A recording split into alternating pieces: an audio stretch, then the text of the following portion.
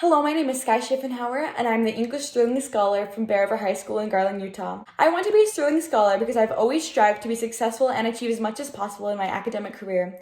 As a young woman of color, I've struggled to be seen as professional or intelligent by my peers and adults in my community, despite my successes both in and out of high school. I've always worked hard to prove them wrong and show that I can accomplish anything. The Sterling Scholar Program is a highly respected and distinguished organization that helps students like me be recognized for all the hard work we have done throughout our time in high school. This program has already helped me further myself in my educational goals, and I know that if I get chosen to be a Sterling Scholar, it will be vital to helping me further myself as a student in college and eventually as I enter the workforce. I remember as a child looking through my mother's yearbook and seeing the pictures of the Sterling Scholars and thinking, that is how I want to be remembered, as someone who is dedicated to their education and respected the value of it. I feel very fortunate to be able to be finally achieving that goal.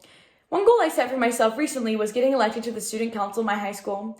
I had run multiple times in previous years and felt slightly hesitant to attempt another run. Nevertheless, I decided I really wanted to be part of the student council and that I should run. I thought to myself, what kind of person would I want on a student council? I thought of traits like kind, outgoing, inclusive, responsible, involved, and someone who has school spirit. I decided those were traits I would focus on in myself. I made it a point to go out of my way to make new friends, catch up with old ones, and talk to people I normally wouldn't. I attended as many school activities as possible. I joined multiple clubs and stayed involved in those. I did my best to make my high school a positive place, and it paid off when I was elected as a student body officer for my senior year. Another goal I set for myself in the past was to get a 30 on the ACT. At the beginning of junior year, I knew that it would take a lot of hard work to achieve that goal, so I enrolled in multiple honors classes. I studied constantly and used those classes as an opportunity to prepare for the upcoming test. I also participated in multiple ACT prep classes to make sure I was ready to make my goal score happen. When our scores were sent to us, I was happily surprised to see that I had not received a 30, but a 32. One career goal I'm currently working on is pursuing a career as a university professor.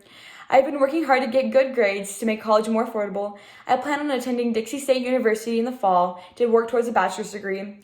I plan on keeping my grades high enough to attend Stanford University or Columbia University to complete a master's and doctorate program. For my community service project I wrote about, I spoke on the work I've done with my local food pantry and how it has affected me. I've volunteered multiple times and I've seen firsthand the struggles that members of my community go through. Experiencing this has taught me many things that I never realized I didn't even know.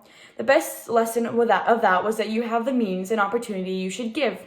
We live in a world that is driven by greed and envy. Our society has developed the mindset that personal gain can only come from taking away from others, which is not true. It was heartbreaking for me to see that there are members of my community who can't even buy food for their children. I learned that as a community and as a world, we need to start giving more. I've seen the effect a small act of service can have on one person, and that changed my whole outlook on life. Thank you for listening, and I hope you consider me for Sterling Scholar.